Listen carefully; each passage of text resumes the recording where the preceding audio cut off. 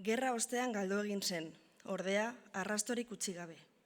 Eta alase agertzen da arte liburuetan ere, galdutako kuadro gisa. 2005ko udaberrian egon nintzen, institutu horretan bertan, hitzaldi bat ematen, Paraninfo nain zuzen.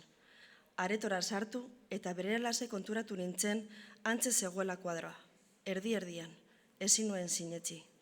Harri bitzia duzu hemen, esan nien ikasle eta irakasleei, harri eta zur, nik neuk ere uste bainuen kuadroaren arrastoa galdua zela. Hori entzun eta irakasletako batek kuadroaren historioa kontatu zidan. Kuadroa ez da beti egon toki berean zintzilik.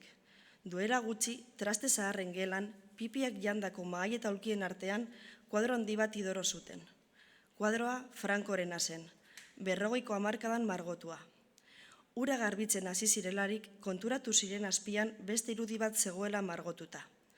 Gaineko pintura kendu eta Alfontso XIIIaren aurpegiarekin egin zuten topo, esan zidan irakasleak. Artetaren kuadroa ura zen. Urte horietan guztietan kuadroa esen atera ikastetxetik. Bertan egon zen, baina beste irudi baten azpian.